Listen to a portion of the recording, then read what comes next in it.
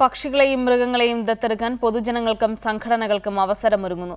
ദത്തെടുക്കുക വഴി ഒരു വർഷത്തെ ഭക്ഷണം നൽകുന്നതാണ് പദ്ധതി. പദ്ധതിയുടെ രൂപരേഖ മൃഗശാല അധികൃതർ സാംസ്കാരിക വകുപ്പിന് കൈമാറി. ദത്തെടുക്കാമെന്ന് കേൾക്കുമ്പോൾ മൃഗശാലയിലെ പക്ഷികളെയും മൃഗങ്ങളെയും വീട്ടിലേക്ക് കൊണ്ടുപോകാമെന്ന് കരുതിയെങ്കിൽ തെറ്റി. ഒരു സാമ്പത്തിക വർഷത്തേക്ക് ഇവർക്കുള്ള ആഹാരം നൽകുന്നതാണ് ദത്തെടുക്കൽ രീതി.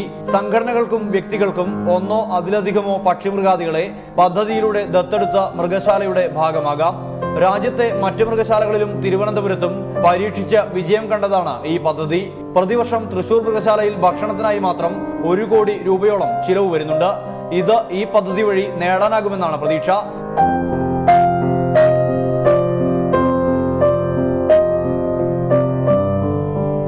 ഒരു ബോധവൽക്കരണമാണ് യഥാർത്ഥത്തിൽ ഇതുകൊണ്ട് നമ്മൾ ഉദ്ദേശിക്കുന്നത്.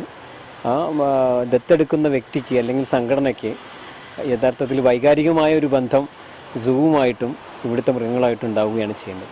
ദത്തെടുക്കുന്നവർക്ക് പ്രത്യേക പ്രവേശന പാസ് ഉൾപ്പെടെ നൽകും. 360 സസ്തനികളും 104 പക്ഷികളും 74 ഉരകങ്ങളും ഉൾപ്പെടുന്ന 538 അംഗങ്ങളാണ് ഇപ്പോൾ തൃശൂർ മൃഗശാലയിലുള്ളത്. പ്രതിദിനം ശരാശരി 1 ലക്ഷം രൂപയോളം വരുമാനം മൃഗശാലയ്ക്കുണ്ട്. ഈ വർഷം അന്നക്കോണ്ടയും കാട്ടുപോത്തുകളും എത്തുന്നതോടെ മൃഗശാലയിലേക്കുള്ള ആളൊഴുക്ക് കൂടുമെന്നാണ് അധികൃതരുടെ പ്രതീക്ഷ. ക്യാമറമാൻ ഷഹീർ ഗുരുവായൂരിനൊപ്പം സുർജിത് അയ്യപ്പത്ത്, റിപ്പോർട്ടർ, തൃശൂർ.